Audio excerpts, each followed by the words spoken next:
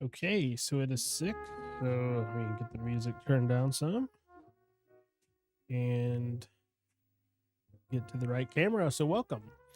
As you can see, I'm in a hoodie. It's starting to get to no longer being hot outside, which is nice. Perk of this time of year. And especially is what we're going to be talking about with my status of dipping my toes into making a pin. Having it not be crazy hot in my garage is going to be a plus for that adventure. So, hey, Ann, good to see you. And be sure, as you're coming in, if you haven't seen it yet, answer on the poll. I'm curious if you've ever considered wanting or trying to make your own pin. If you would ask me this a year ago, I probably would have said no, but I've come a full tilt to a completely different answer by now, and kind of glad I did. And later on, I'll show you the results of that so far, and wanted to talk about how that's going. I have a couple little, like, the first thing I made that's not a pin on my lathe in my garage and things like that. It's been fun so far, and I've barely even gotten started. I've spent most of my time ordering stuff. That's something else I'll talk about a little bit later, is how much stuff is involved that is not the lathe that is used to actually turn the pin. But before we get into that, I received a couple of things in the mail that I wanted to show. One that was from supporting the Pin Addict for St. Jude. So these were and let me zoom this one in a little bit so it's easier to see. So with the relay podcast-a-thon, or the campaign for St. Jude, they had these little stickers, and I don't know what I'm going to do with them yet. Because this was my first time watching / participating in this. So I'm familiar with Brad, the Pin Addict, and Mike, who is his co-host on the Pin Addict podcast. But I really don't know the other individuals, because I haven't really been a part of watching or consuming that other content. So I don't know exactly what I'm going to do with these, but I think it's pretty neat. And even the package, was branded for St. Jude's Children's Hospital, because that's where all the proceeds went and everything. So just a neat little thing. When you get a package in the mail and you have no idea what it is, I've had a lot of those lately, between parts for the pin making or things like that. So that was one thing that came, and I apologize for the glare. That's one thing, unfortunately, with lights to show stuff on a desk. Reflective things do not show all that well, or they show too well. And then this was one. The Pin Addict does a weekly giveaway on the blog. So there's different, products or things like that. And I happened to win this Kikuyo 2026 Sufa soft ring planner notebook thing. So I thought, because this just arrived today, actually, sorry, last night, but I opened it this morning. This might be interesting to actually open up and see what the insides are on this. Yeah, when I got that, Lisa, and welcome, glad to see you. I was looking at it, I was like, what is this? Because I was feeling it. I was like, well, I don't feel some sort of part in here. Because I'll show in my little list, I was kind of curious how much stuff I had left to receive before I have all the parts I've ordered. And the list was longer than I thought. And along with this, I finally got a Pin Addict Waffle House sticker and then another Pin Addict sticker. So those will probably get used in the journal, but this was neat. I'm not familiar with this, and it is definitely bright yellow. But with this being dated, I don't actually know what I'm going to use this for because I've got my plotter system set up. But you can see it starts with month. And then, so is this just month and then a bunch of blank pages? Okay, so a bunch of grid pages. So it's a monthly calendar that goes from December of this year through March of next year. And then you get, assuming there's nothing else in here, just a ton of grid paper. And I do like Kikuyo paper, and it looks like it does have a little pocket on the back here. So that's a neat little giveaway. I mean, this might be something that I leave in the garage as scratch paper, because it's got a pretty durable cover that, so I don't know, but it never hurts to win something. I mean, that's always a nice surprise when you get an email, hey, you're the winner. So that was neat. And it's an interesting name, the Sufa. And this, I don't know if it's just me, but this makes me think like if IKEA was going to make a planner, it would look something like this. It has a very IKEA color scheme. So pretty neat. So on to, that was the mail thing. I take it back. And I didn't put washi tape on, but I wanted to show two things here. Received a couple of letters, and one, getting letters in the old time airmail envelopes is awesome because it just has a cool look. And then this made it through the mail and with a wax seal, which I was very surprised, but really cool to receive. And there's an ink on here that David, who wrote this, used. That's really cool that I'm going to have to see if anybody local has it. So I don't remember what it is, and I don't want to risk showing name or addresses and whatnot now, but I'll pull that up later. And then I got this. I can show this side of the postcard. Just a cool, like, humpback whale postcard. And then this was neat because it had, let me see if I can do that. It had like a Tomoe sticker stuck on there that had the writing on it so that the ink showed and it didn't kind of go into the card. So just neat things of getting things in the mail. But the other thing, this one is from Tiber Swimmer, who's sometimes in the chat, and she is an editor. And this was a typed letter that has editor marks, which I really appreciate because having typed stuff on the typewriter, I've been pretty good so far of not having too many mess ups. But that's a neat thing of doing different things. But seeing the editor's marks, that I haven't seen stuff like that in years, I thought that was really cool. And also just using washi. So if you don't have fancy stationery and you're sending something, a roll of washi tape can go quite a ways just from adding little bits on the top or bottom as a kind of a border. So I really appreciated that, just the surprise of the editor's mark. And it is kind of cool to get a typed letter and a written letter just to kind of, since it hits two of the recent themes of the hobby stuff that I'm currently going crazy over. So that was that. But on to the main thing I wanted to talk about. So ever since I got the lathe from Nic Pasquale, who, if you're not familiar, Pins by Pasquale is what his Instagram is and his website. But I finally found, with getting the lathe, I've had to keep list of stuff. My rotor fodden, I didn't really know what I was going to do with this when I first got it. It has now become my sketchbook of what am I doing for pins. So this was like the first, oh man, that is completely washed out. Let me see what I can do to help that, because that shows nothing. And that also shows nothing. So there we go. I'll just have to hold the shadow of that light. So this was the first sketch of a pin design. I was just, pins that I had on my desk that I've been writing with. I was like, oh, I like the thickness of this one. I like the cap shape of this one. I like the taper of this one. So I just kind of drew out, if I was going to make a pin, what would it kind of look like?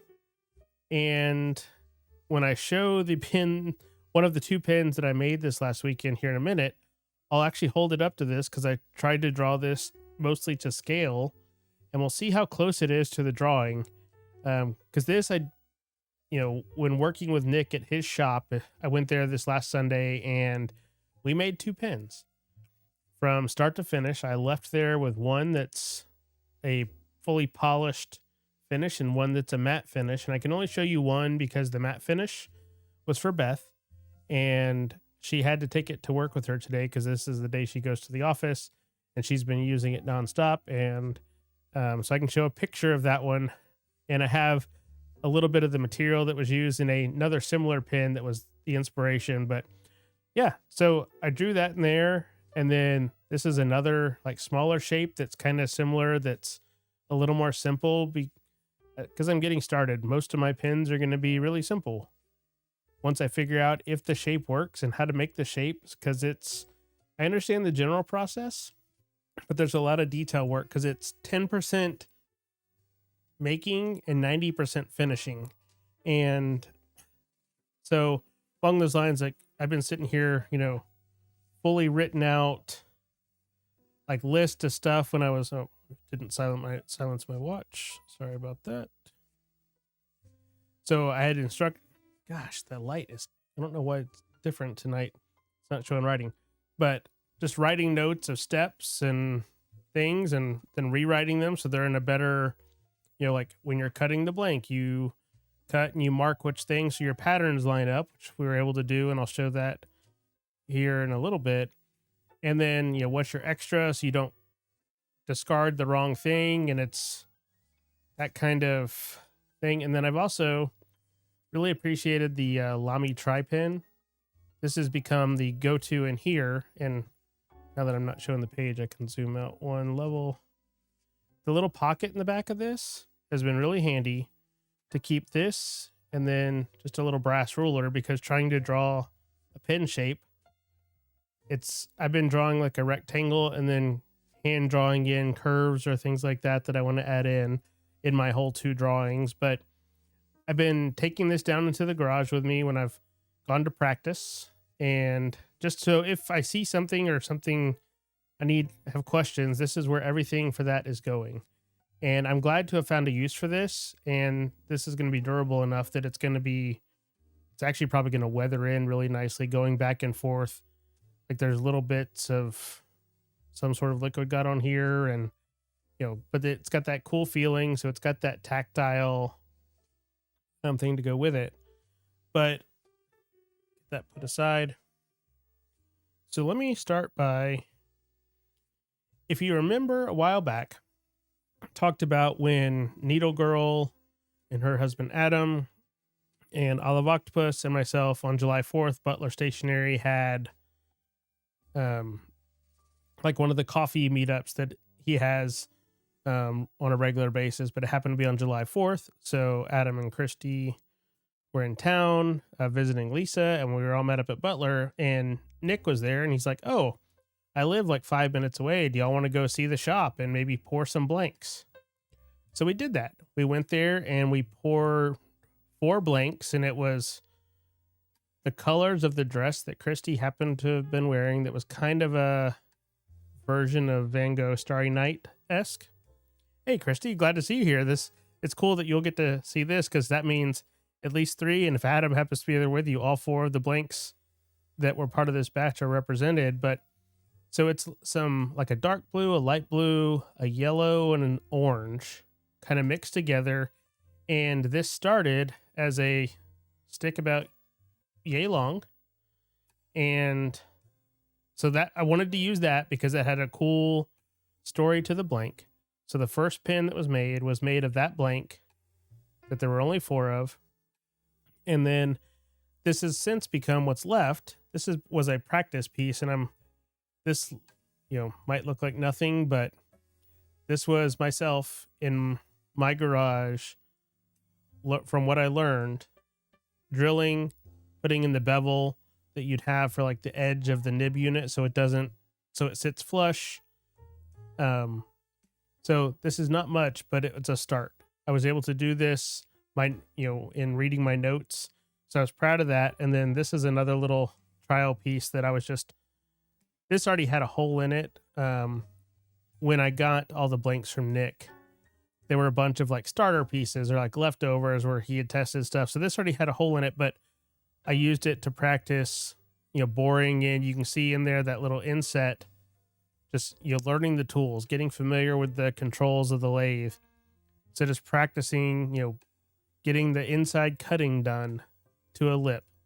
So it's going to be much smaller, but then this outside here was just learning the cutting tool because I just had the proper tool finally arrive and just practicing going back and forth. So that's why there's so many marks, because I was starting and stopping and seeing, okay, what does it do if I turn this way? What does it do if I turn this way? So these are just practice pieces, but after doing and playing around with these, I'm much more confident that I can actually make this happen as a side hobby because it's fun. Just, picking up a piece of material and saying, hey, I'm going to make it hopefully look like this in the end.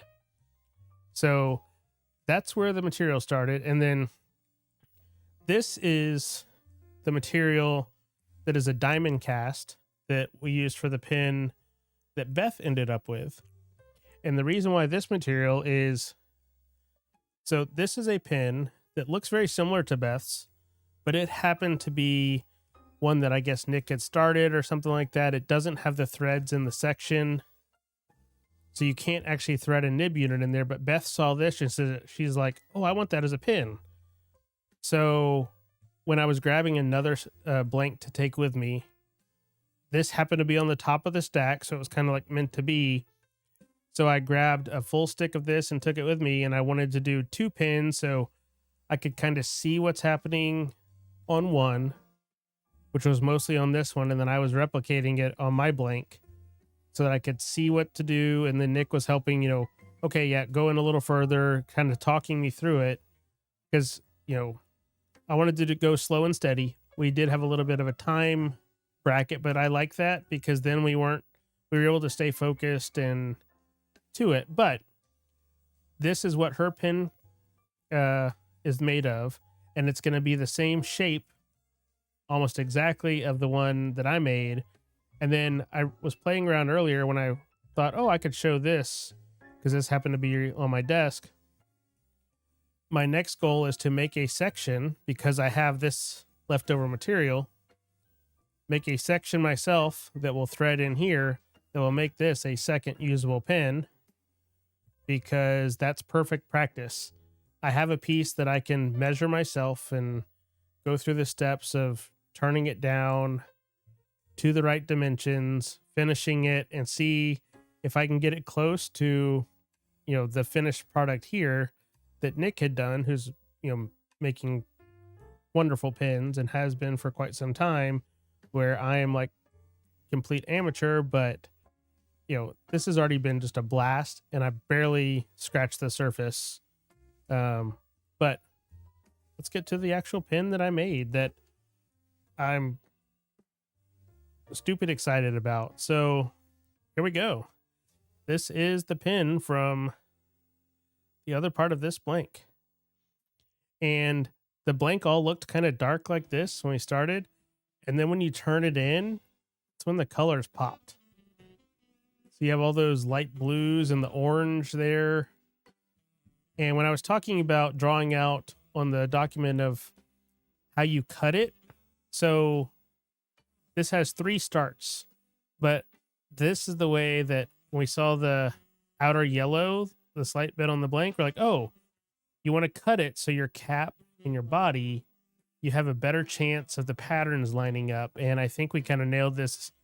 It kind of looks like a weather map, like if a hurricane's coming through, and it's got the circle of the hurricane, with the blue. But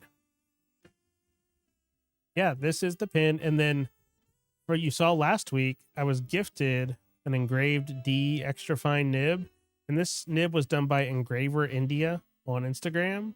So David, who sent the letter with the wax seal, had this around. He doesn't use extra fine nibs. It was sent to him as an extra thing when he ordered a different nib. Well, I was like, that's going to be the perfect nib to go in the first pin. So this is it. And I don't have a name for it because it's literally number one. So, yeah, but this, and let me grab the rotor. I haven't even done this because I probably should have done it before, just to see how well this lines up to the drawing, because some of the tolerances when turning down, I didn't know, but okay, let me get okay, so that's not so bad. That's pretty close to what I envisioned. Ended up doing a different type of top and bottom because the kind of slight point like you might see on some pins, I wasn't really certain, and this was an easier thing. Nick suggested to start with a flat top, and then there's a little kind of rounded bevel on the end here that you can kind of see the lights reflecting there. That's just the light coming off, but you can see the polishing, because that's one thing. If you own a pin from Nick, he's all about the finish work and the polishing, and I learned so much more that, let's see, we used 6 different grits of sandpaper, 2 different types of. So John, this one we turned on a metal lathe because Nick also has an Atlas. He just has a 10-inch versus the 12-inch that he sold me. And then for the polishing and sanding, that was done on the Central Machinery smaller lathe. And then Nick has a jet lathe for his wood lathe that he does the finish work on. And then a little bit of the shaping here to get the taper, because taper is easier to do on the wood lathe, was done on the wood lathe. So once we finished on the metal lathe, getting all the parts made, we took it over. Oh, hey, Corolla. Glad to see you here. Just talking about, this is pin number 1 that I made with the help of Nic Pasquale. So this is the next adventure of just dabbling into. But John, what I was saying is we did a little bit of shaping here that's how we did the edge bevel with one of the wood chisels that had just a straight kind of edge that went this way to kind of round off the edges. And then with all the buffing and sanding after, it kind of brought it in just a little bit more, because I didn't want a huge taper because I like larger body pins. And this is, in going through and learning all the little bits you need to make a pin, I was relying heavily on people who've done it before me. I didn't want to buy the wrong things. I wanted to approach it the right way. So, this one has the triple start thread. So if you, and I don't know, let me see if I can get it to make the click. You hear that click, and you can see in the little top camera where you've got 3 places you can start the pin. So each time you screw it together, you can get the patterns to line up a different way. And some people, like on my Newton Prospector,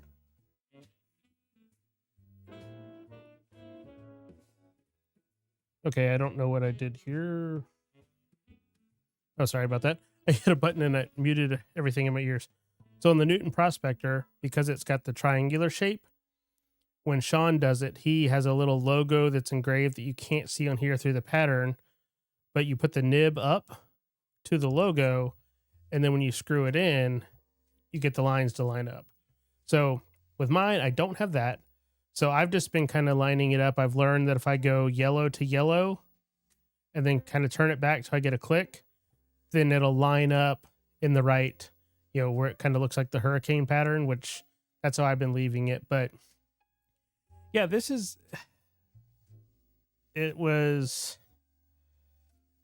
I was kind of shocked. I mean, making 2 pins in 4 hours was awesome and a little intimidating, because I have a feeling if I wasn't slowing Nick down, he probably could have made 4 or 5 pins in that amount of time, just because he knows what he's doing. It was like second nature to him. And I'm like, okay, let me write down, what is the next step? What was I doing?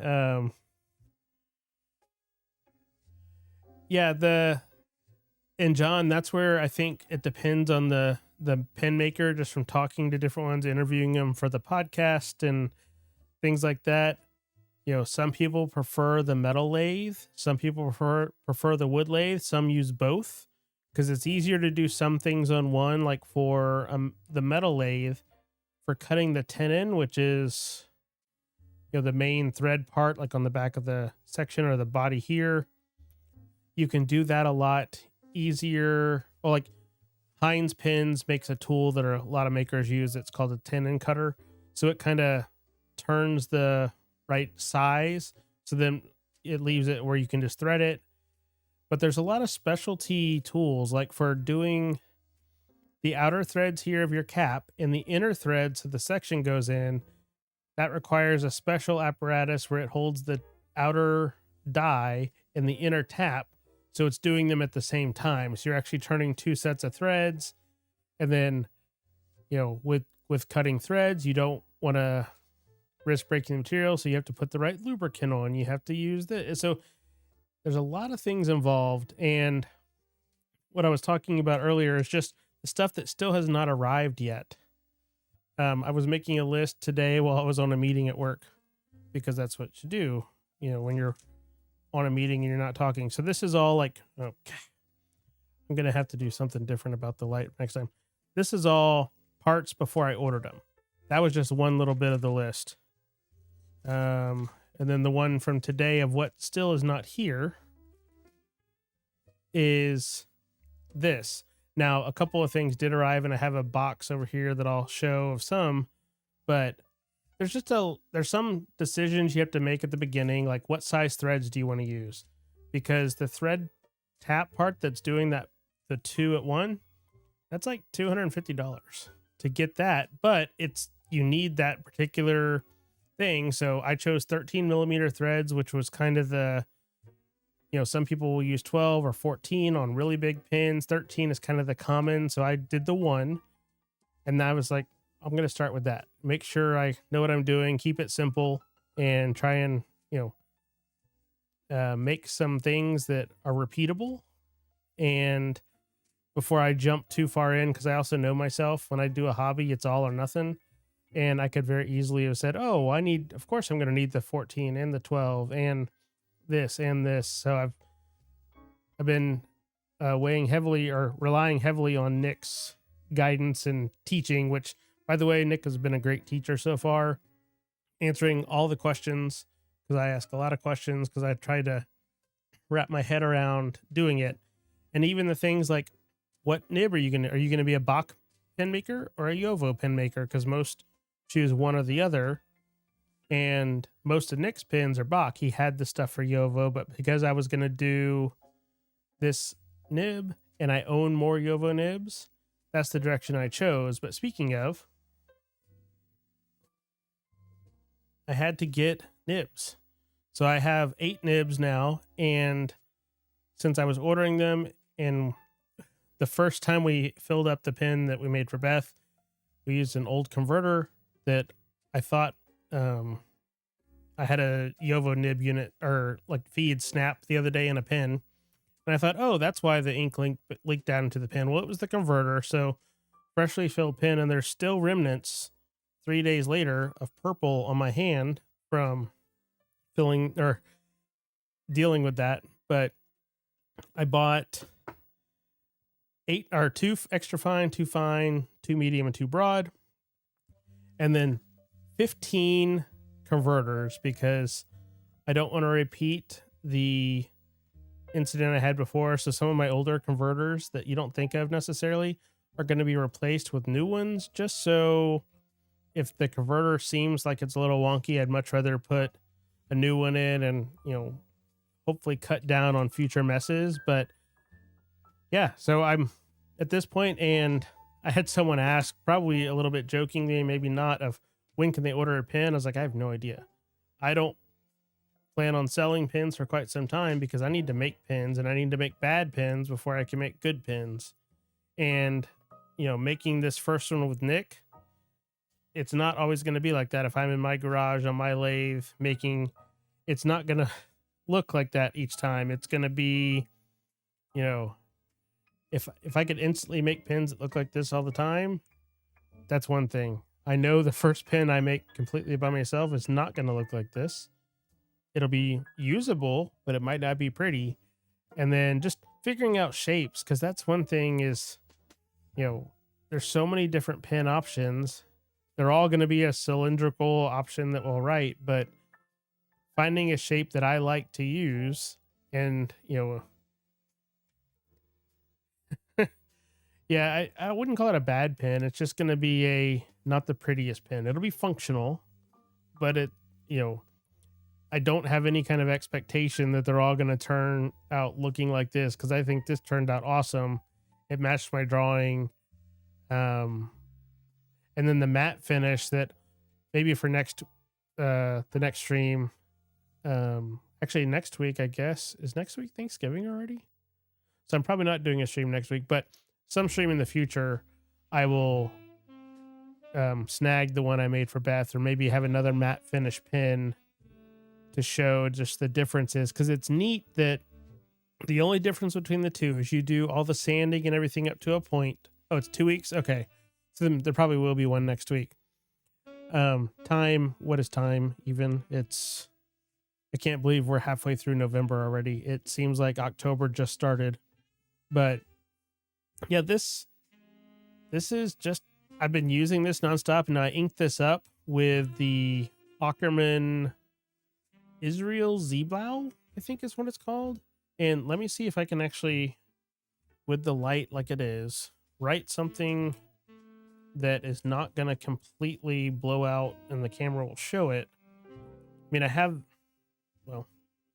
see if I can. No, Christy, glad you were able to see the pin part and the blank, because you were a big part of making those blanks happen. So thanks for that. And, Christy actually sent me that blank, but can't wait till you get to see the pin in person at some point, because it's just cool seeing it and knowing whenever you have yours turned down what it could look like. But this is not the best showing of the ink because the way the lighting is, and I have to do better, but it's kind of a nice blue that really matched well, and it's one that I had just recently picked up from Vanessa when I was there. So it's kind of like this light blue in here. But yeah, it was a great ink, and I'm not going to lie, I haven't hardly used any other pen since this was finished on last Sunday, because I'm like, wait, I made that, and I must use it for everything now. So my entire calendar from this last week was written with this, with the blue ink, and then I did my highlighter stuff over it. So that's going to be the hard thing too, as I continue to make some others, is having to give them equal time for testing, the trial and error aspect. I already have a couple of friends that I know are going to get wrangled into being product testers, just because, it's a pen I like, but are other people going to enjoy holding it? Is there something that I'm missing that other people would be, oh, I don't like how this feels, because we all hold the pen slightly different. So I got a couple friends who are lefties who are fountain pen people that, once I get to the point of trying to make like 3 or 4 pins that are close as possible to the same, sending those, just to them, say, hey, use this. Tell me what's bad. Tell me what's good. What do you like? What do you not like? And just see how it goes, because I have no aspirations of becoming a full-time pen maker, but if I get them to the point where I could make some every so often, or do a small store, I like that, because I've already had a blast in just being in the garage and getting all the stuff and turning on the lathe and doing something where I didn't break anything and it looked mostly like it's supposed to at the end, that was a huge win. So it looks like, just I'm going to end the poll. It was popping up here with, of the 9 of you, 56% have never thought of trying to make a pin and 44 have. And something Nick had mentioned a while back is, from at least the Nashville people, he might do something where he would do a, like sell a come to my shop and make a pin type workshop, which I think is awesome. I don't think I would want to do that because I'm not, maybe many years in the future where I know what I'm doing, but for someone who wanted to make a pin or do something as like a gift, that would be a cool thing where you can go to a shop, decide, oh, I want to use that blank there. And you'd have to kind of cut down on some of the options of here's which one of the shapes of these basic pin shapes do you want to end up with, and then turn it down and make it into a pin. And because like the sanding and finishing, that's something anyone could do. Once you're, you have someone say, okay, dip the sandpaper in this water and hold it here. Okay, once it's done spinning, then you got to do the other direction. And then, because even for me, I was like, okay, can you check it? Needs more. So, just learning that, like feeling how it feels, and then doing where I thought I had done enough until I realized I hadn't done enough, and then do it more. And then, okay, you're finally good to go to the next paper. So then going through the 5 different layers. Hey, Autism Musician. Just talking, welcome. Haven't seen you in a while, but talking about the first pin that I made this last weekend. And very excited about it, and just the potential of what is in store for the future of, getting into, and with the holidays coming up, I plan on spending a lot of time once my last little list of things arrive that are needed, like the mandrels that once you get the pin sections cut, you screw it on so you can do your finish work. Yeah, John, that's one thing I've learned from talking to pin makers, because even now I'm in a Instagram group chat at Nick's suggestion with a couple people who they don't mind answering questions. And I'm sure there's some makers who don't share that view, but the ones who are in there, it's kind of a group question because there's someone else who's newer, who is used to making blanks, but now is kind of dabbling into the pin making. It's a good place that you can ask a question because everybody does it a little different. So you might get, oh, I do it this way. And then, oh, I do mostly like that, but then I do this thing a little bit differently, because this, as with any hobby, you have to find what works for you and find your method. And, and that's one thing with any kind of skill you're learning. Like I grew up playing the cello from 5th grade through college. It was common that you'd go and take lessons with another teacher because they're going to explain something in a different way, or say, oh, well, have you tried this? Just to get more variety so that you're not only learning a single way, you're learning how to take what you're learning from different people and apply it to how you're doing whatever. So, oh, well, in playing the cello, changing your bow, how you hold your bow for this type of music, have you tried this? Have you tried turning the edge on? So just little things like that. And then for pen makers, oh, I use this cutting bit. Well, the next one, oh, well, I like this shape. I don't like the diamond. I like the triangle, or I like the circle. And then when you get to the finish work, not everybody does all the different layers of sandpaper. They might do 3 or 4 and then do more time on the buffing wheel. So that's where you get to these little variations, and you can kind of take that and turn it into what you would like your stuff to end up with. And that's something I plan on experimenting with, just, taking some of these little cut off pieces, because there's a bunch of these little 3 or 4 inch pieces, trying, okay, because I need to, the way I learn, take one, turn it down a little bit, and then do just the finish work on like a little 3 inch piece. And then I can keep that as a reference of, oh, This one's where I use the 400, the 600, the 1000, the 1500, and the 2000, and left it without buffing. So that would be the matte finish. Here's the one where I did this, and then also doing the same thing on different materials, because diamond cast is going to behave differently than Alumilite or the different, blanks. So I've got a lot of blanks, as we talked about last week on the stream, and let me see if I still have that little thing pulled up here where I had the little so that was that, and I don't remember what there we go.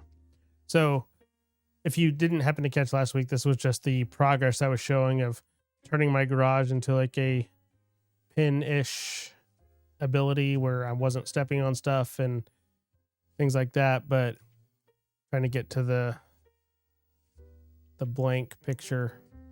Oh, I guess it's oh, here we go. So all those right there in that drawer are little cutoff pieces, and that's where I got like the little piece I was holding up that I use for practice. So that right there to me is just practice. So I plan on, before I ever really tried to make the full pin, burn through a bunch of that, just trial and error and seeing what things happen. And then, for square blanks, you have to do things a little bit differently because it's a lot easier to start with a round one. So I'm going to start with round ones before I move on to the square ones. You can see the material for the best pin is right there in the top row, kind of to the right, the purplish white. So that's kind of my plan. And, it's just a lot of potential. Seeing all those blanks and things like that, it makes me happy because I know that I'm going to go be able to make something that'll get better each time, continual improvement. And that works for me. That makes my brain happy. And then at the end of the time doing that, I have something to show for it, something to give to people, something to hand out, say, hey, can you try this? And then, hopefully sometime down the line, someone might go, oh, will you make me a pin of this material? And, that just seems cool. And Beth, with her books, she's going to be doing a Kickstarter for one of her next book releases, and Kickstarter is all about the perks and stuff that goes along with it. So you're already talking about, well, depending on when you do that, and depending on my progress in learning this, I might be able to make a couple of pins that you could use as one of your whatever tiers for the higher tier or something like that. So just little things like that, potential is huge for me and seeing where it could go. But yeah, it's just been already a great experience. And, the things I don't have yet, because let me look at the list of stuff that hasn't arrived, like the right buffing wheels or the right polishing paste. And then one of the paste is no longer made, but it's the best one. And, found it at a piano store that still had it in stock. Needing the right wrench so that stuff doesn't get in the way, because with a lathe, you don't want to have sleeves on. You don't want to have things sticking out in the wrong places. So, all these little safety things and, wearing a face shield. And let me see if I did not think to send the picture over, but I might be able to just pull it up on my phone and with the overhead camera. Let's see how well this will show with the overhead. So that was last Sunday when Nick was showing me something. You have your face shields on, you have your apron on, so just learning to work through a face shield, that's a learning process. And learning to lift it up quickly if you have to sneeze, because you don't want to sneeze inside the face shield. Little things like that you don't think of. That's not something that you're going to be like, oh, I didn't think about that. So like, here's my pin when it was before it had any finish work done to it. So you can see it's matte. It's not rounded. It's just a cylinder that screwed together as the 3 pieces. And so it went from that to this, and you can see the line, lining up the top there. Hadn't played around with doing the triple start threads to see where the pattern lined up, because that was literally, okay, do all the pieces line up? Now we can move over to the next one. And here is the pin that Beth ended up with. And this is after, so this is exactly what hers looks like, because we left it as matte finish. 1, because we ran out of time, and 2, I wanted to see how both finishes were done. So that's her pin. You can see it's got the curves and the shape. So that's how that ended up, and she loves it. And this is a good kind of fit. I'm thinking in terms of similar. It's trying to think in terms of what pins do I have. Let's see. It's like, here's an 823. It's a little bit bigger body than an 823. Not as big as a Leonardo Momento Zero Grande with the piston. It's about the same body size as a regular Leonardo, I would say. And, lengthwise, it's slightly longer, but, Leonardo has the kind of point like this, which originally I was thinking, oh, of course I want to do a point like that. But then I kind of realized a lot of pins have that, and I didn't necessarily want to try and start with something that would be harder to get right. So, and I think that's why Nick suggested doing the flat, and then I did a bevel on the edge, kind of like Franklin Christoph does on some of their caps, because I had just pins that I've been using a lot.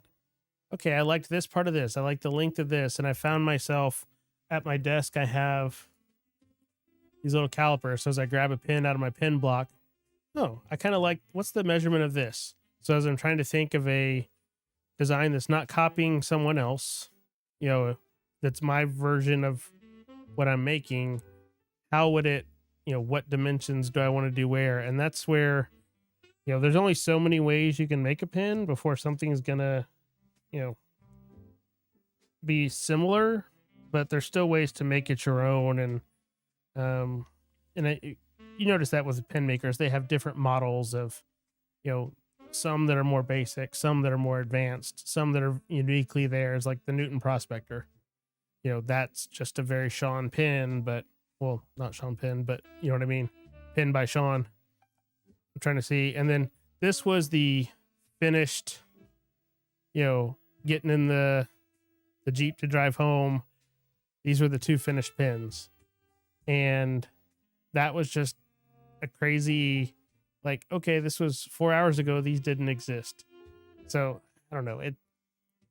I'm probably over talking. And then, like we were talking about asking questions, just sending pictures saying, hey, this is doing this. This is doing this, just in learning the lathe and how it works. So, I would highly recommend. And John, you said you were looking at doing some pin stuff. Find the makers. There's going to be ones who are willing to, they have that teaching mindset and they want everybody to succeed, because, let's be realistic. Most of us who are into the pin hobby, you're not going to stop at 1. You might stop at 1 or 3 from each maker if you like their style and the material. It's, well, and I appreciate that, but I realized that, I didn't plan. Yeah, Heather, this is the pin I made. And just been talking through kind of the process of what led me up to here and where I plan to go. So, I'll be excited for Saturday when some of the pin club people can see it. Because so far it's been myself and Beth are the only people, and Nick. So letting other people just kind of try it and see it, and getting that feedback of, what do you think of the shape? What do you think of the dimensions? Because I made it to something I like the feel of, and I like this, and just seeing if other people are in that same vein, or if it's, oh, well, I would prefer it a little shorter, because there's another pin I have that I've been using a bit lately, and it's very basic. It just has a cool material. But as you can see, it's a shorter pin, but a chunkier pin. And I kind of like that. And I want to make something similar-ish, just like lengthwise, but it'll still fit a full converter, because I will use cartridges at times, but I'm really a converter person, and I'm not going to even dream about getting to the piston or vac filler levels for quite some time, if ever, because, they're a pain to clean compared to a cartridge converter. But we'll see how it goes. But the second pin I kind of drew out as, okay, I want it to be shorter than this one, and I don't really want it to have taper, but I do want to do some beveling on the edges. So as I'm sketching that out and then trying to figure out what dimensions, because with a pin, you're limited by the section size. So if you're doing a number 6 nib, there's only so small you can go for your nib section. And then these are number 6 Adeline, and I went number 6 Yovo. And then the process, though, once I get to the point, I could buy the right tap to do a Bach nib or do a number 5 nib. There's very little you have to change in terms of nib part.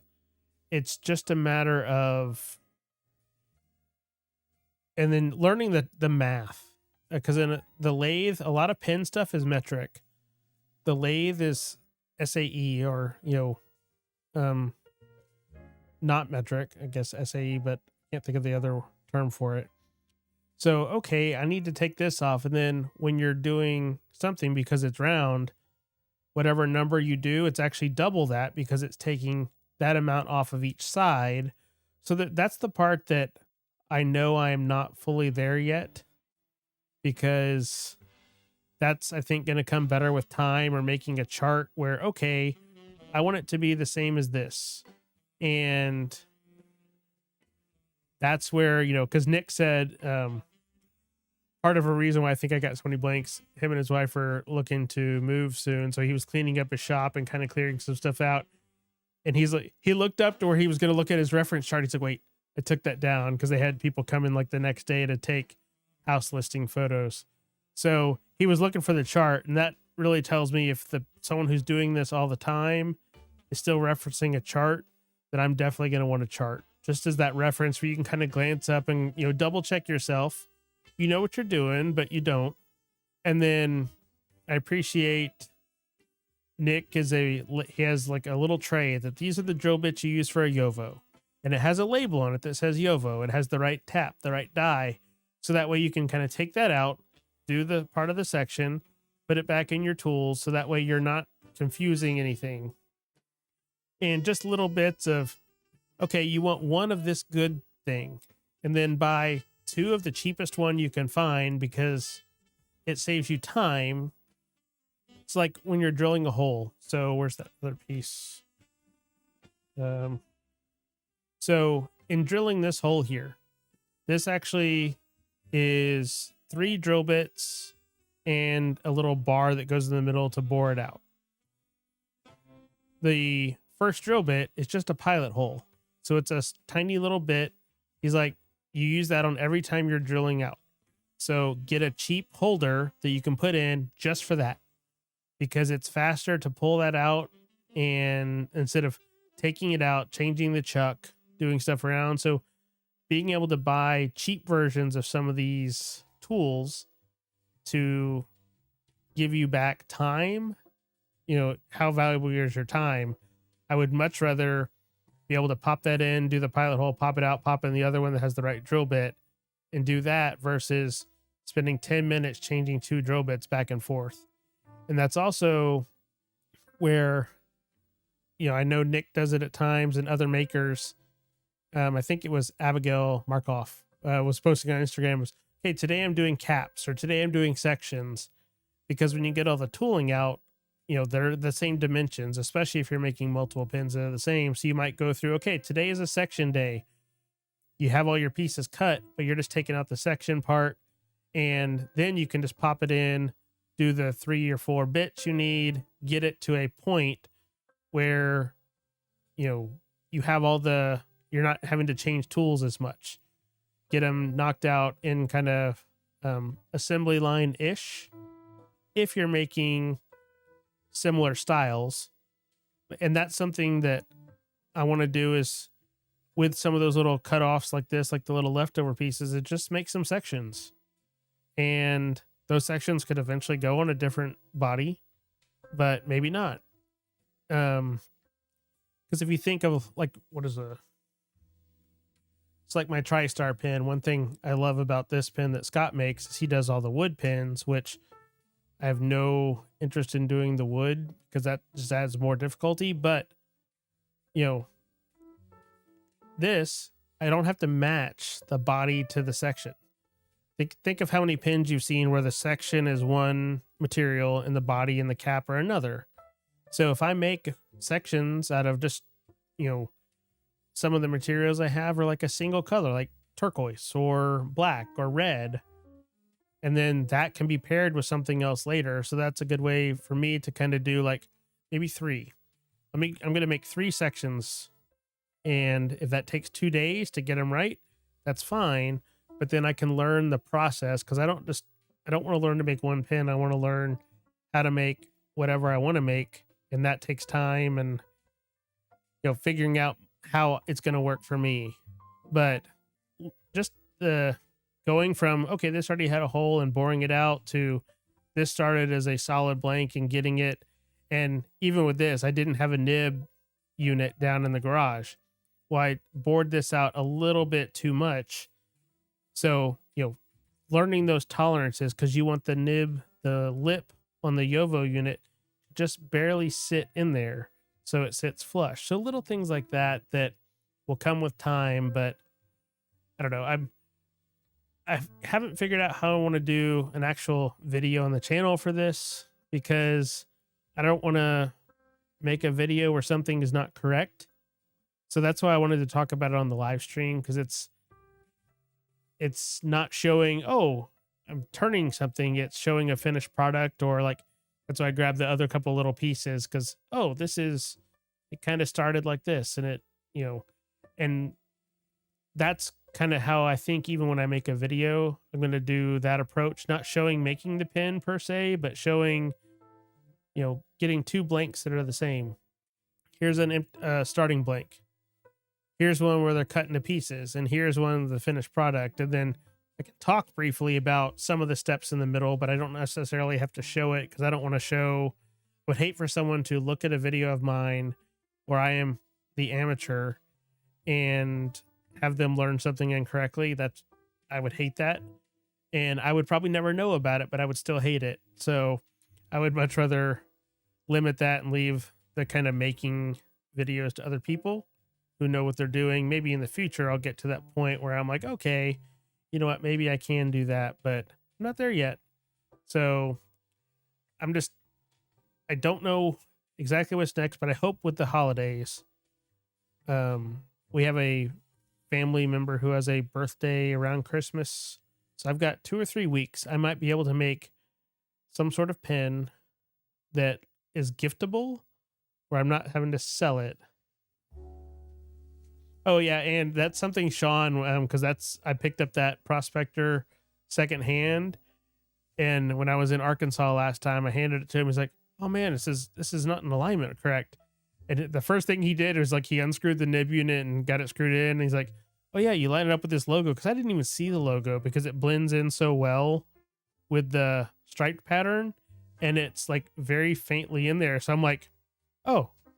At first, I thought it was a scratch because it's so subtle and with the lines, and this is his older logo that was like the Zorro kind of looking thing. So I had no idea it was there, and he said, yeah, that's why I do it a little bit different way on the newer ones, because he had somebody who bought a Prospector and then took a sander to it because they thought he had missed a spot, and it was the logo. And I think he said it was like one of the pins he made for Chatterley Luxuries, like a commissioned where he did a batch for them. And I was like, oh, just thinking to myself, oh man. But yeah, that's a neat little thing with the triangle pin of lining it up. And that's one thing even Nick said when you can go a little less expensive and get single start threads, but then it's, we've all had that one pin where you have to keep screwing it on and off and it takes forever versus triple start where it just kind of does it quicker. That's those little things like that are, come with time. Because if I didn't know better, oh, well, this one is this much. This one's a lot cheaper. I'm just going to get that one. And then all of the pins would be like, okay, let me put the cap on. And then eventually, it'd be on. So just little things like that I will pick up along the way. But, the other thing that I really want to make, and I need to talk to Nick and some of the other people who are makers, is I want to make my own nib holder. I love the ones I have from like the Amarillo one from River City, but I want to make my own version because I think that's where you've got more leeway to. Hey, David, just talking about, this is the first pin that I made and just kind of talking about how that went and finished result. And David, I had sent a postcard out to you and apparently I wrote the wrong address on it. So I have another one that's going to be coming out. Hopefully, I think I'm going to have some time to work on those tomorrow to get those sent out. But yeah, there were 2 people on my list that both had PO boxes. And when I was writing and looking over to the right at the screen, apparently I just transposed the line. So they let me know that they had received a postcard with your name on it. So I'll get replacements sent out. Yeah, John. And that's the cool thing though. I mean, so nib holder on this, the only tolerance and shape constraint you have is fitting in the little silicone rubber part on the front. So drilling that and putting it in there, the rest of the shape, you can do whatever you want. And that's where I think it'll be more fun to play around with of, hey, can I do the taper on the metal lathe and see how it goes? Oh, you know what? I screwed that up, but it'll still hold a nib. I can still put a Kakamori in it.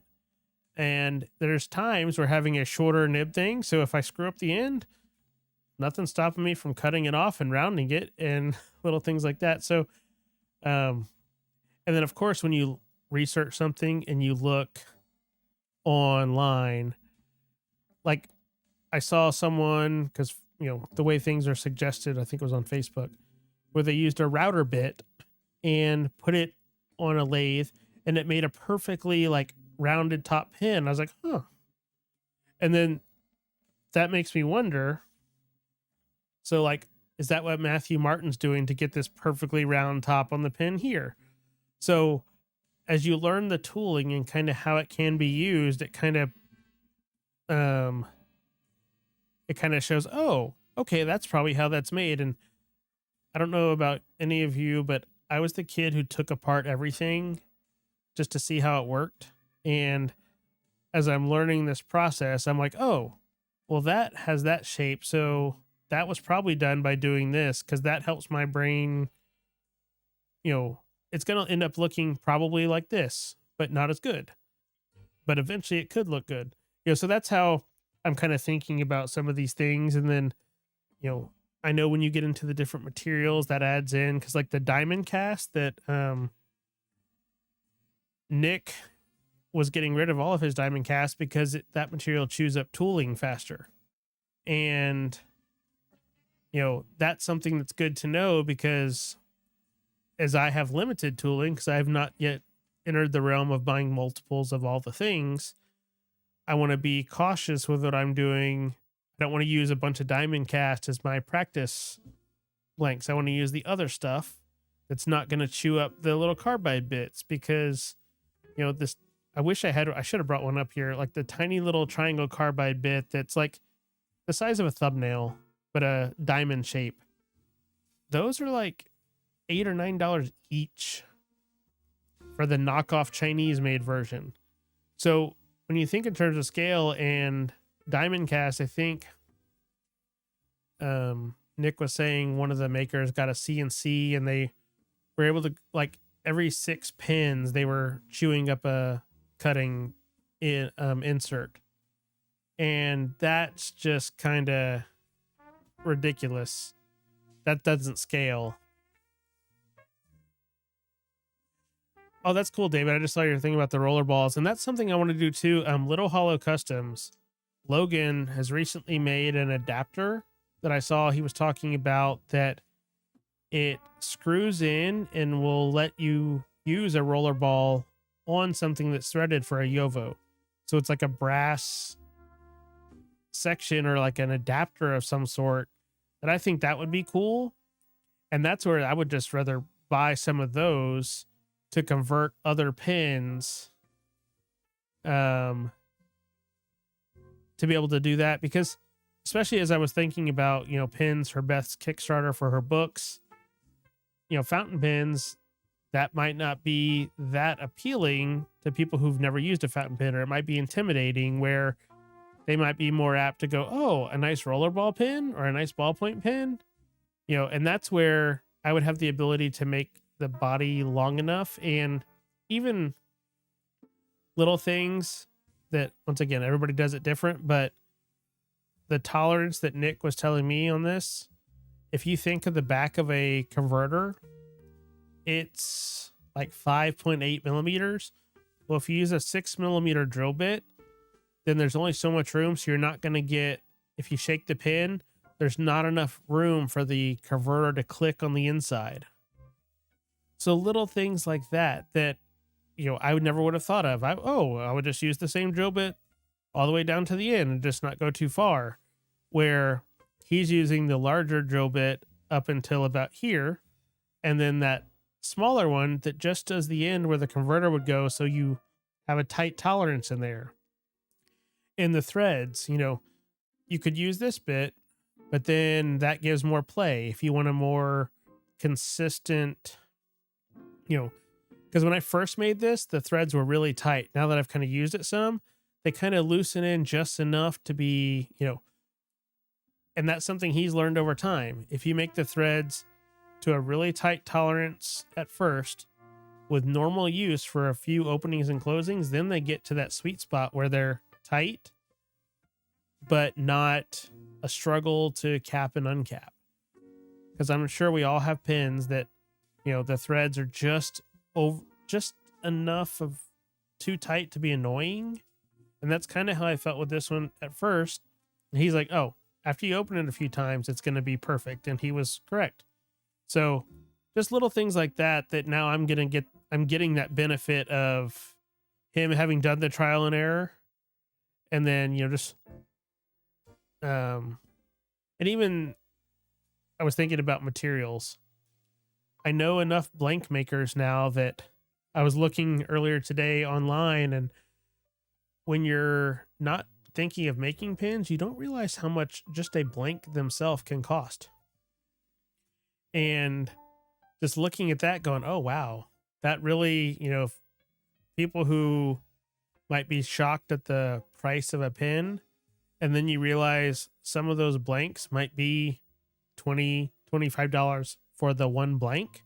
And a blank is pretty much a pin with a little bit left over when you might be able to do other sections or something like that. But kind of a 1-to-1-ish, depending on the blank, that really adds into that perspective of, oh, okay, David, I'll have to look at the Retro 51 thing. And that's where learning what fits with what is going to be part of this as well. But I think the low-hanging fruit for me are going to be sourcing.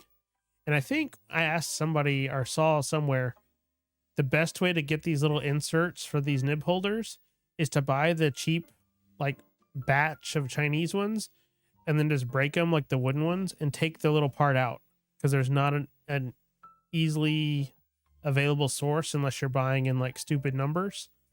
So buying a batch of those, knockoff ones and taking out the ends, and then just, asking, hey, what size drill bit is needed for that?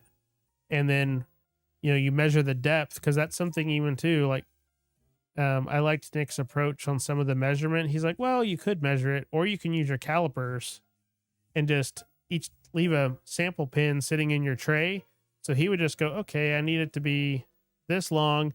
And then you put when the lathe is spinning, you put the metal caliper on the end, and it makes a nice little scoring line. And then you know exactly where it's going.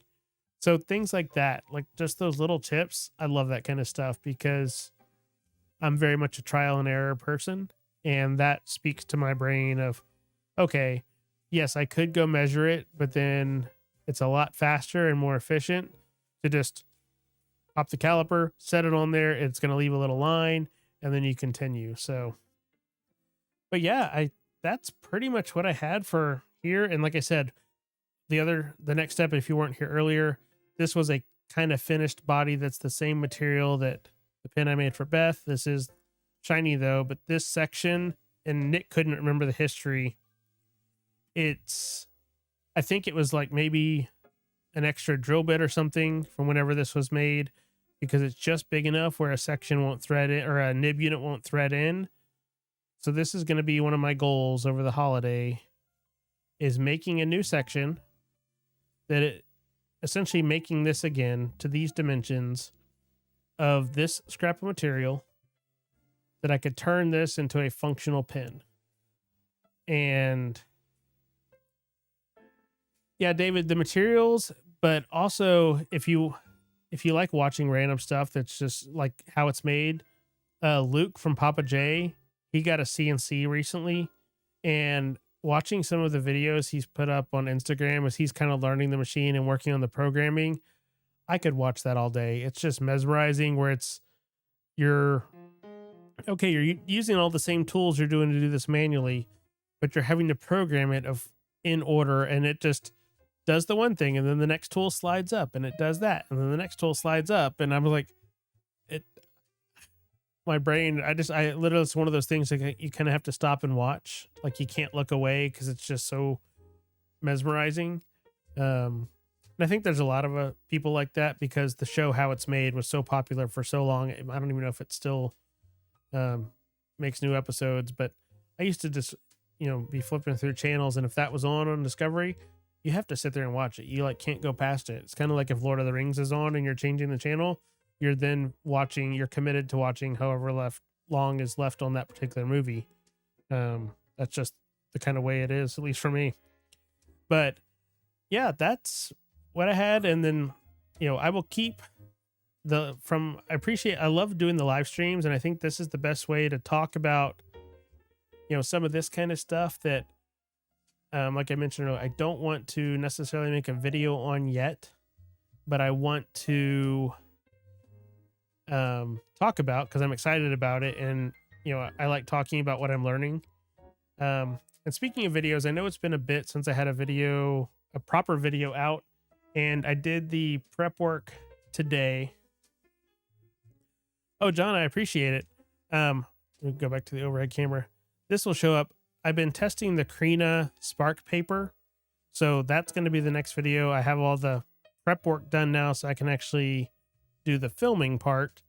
And this is the Krina, and this is Tomoe 52, which is supposed, Krina Spark is marketed as the Chinese Tomoe 52. It's a 50 gram versus 52, but that'll be a video that hopefully I'll be able to film tomorrow and get it edited and out soon.